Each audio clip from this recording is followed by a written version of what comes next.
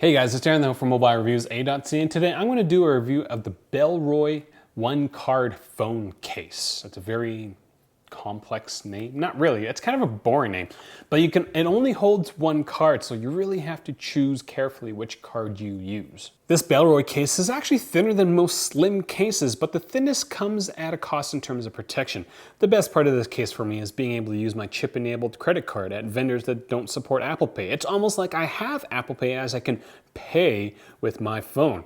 Also, the Belroy case has a bunch of features that might be useful for the multi-SIM card monger. Now for my Belroy One-Card case, I've given it a score of 3.9 A's out of 5. If you're looking to carry just one card and you want it to be a leather case, definitely check out this Belroy case. If you're looking for a wallet case with higher capacity, do check out my wallet case comparison as well as the top 10 wallet cases for the iPhone 7. Links are in the I or the description section below. Real usage. Real reviews. Mobile reviews-a.ca.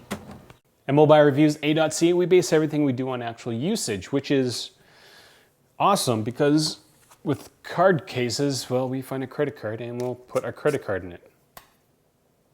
With leather cases, Monty and I try to be fancy with them, which never works because I'm a brute and Monty is a dog. For design, the Belroy One-Card case has a genuine vegetable leather tan back. The leather is actually quite soft and will show a bit of wear and tear, but hey, it's real leather, so it's supposed to happen, right?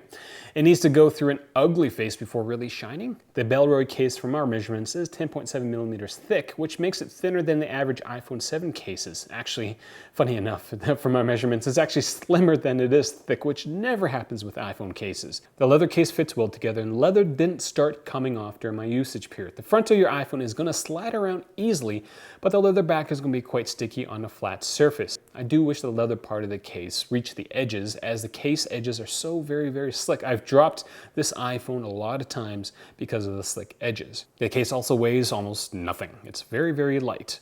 Now for protection, the case isn't going to offer much of anything for your iPhone 7. There's not a multiple layers, but the leather back will add a bit of shock protection if dropped on its back. The edges of the case are quite shallow, so a screen protector is a must with this case.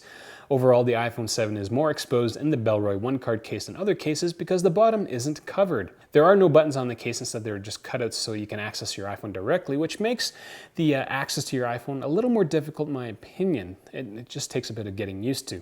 The exposed bottom allows you to use whatever lightning cable you want. Now when it comes to wallet capacity, the Belroy One-Card case can hold one card. Well, duh. I initially didn't think one card would be terribly useful. I initially started off with one of those RFID cards that you use to access, offices and stuff, and it was way too thick, so all these stress marks that you see on the case, that's from me trying to pull the card out of this Belroy case.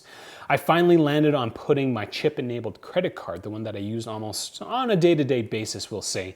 And it's very useful because I'm able to keep my wallet in my jacket while being able to pay for groceries with just my phone. Which is why I kind of say it's like a faux Apple Pay case. It's kind of enabling you to pay with your phone without actually using Apple Pay or whatever payment device that you decide to use. If you're wondering what card to put into this case, the RFID pass that I tried to use is only about 1.5 times thicker than a credit card, so do choose carefully. The last thing I will talk about is the ability to store a SIM card with this case and the SIM card removal tool. I'm not sure how useful this is for the average person, but at least I know it's there. Actually, the SIM card tool removal is actually quite useful for me because I tend to switch iPhones a lot when I'm reviewing products. So what's next on my review chopping board? It's either going to be a video about cases for moms or the dog and bone wetsuits. It's one of those two. Do follow me on Instagram, as I'm planning a ton of drop test videos with the Ghost Tech Atomic, so that's going to be a lot of fun. If you want to see what I'm doing on a day-to-day basis, again, check out Instagram, follow me on Twitter, check out my Facebook page. I'm Aaron the Ho, this is Monty the Ho. I am getting my carbohydrates in prior to my workout to get some energy so I can do some snatching.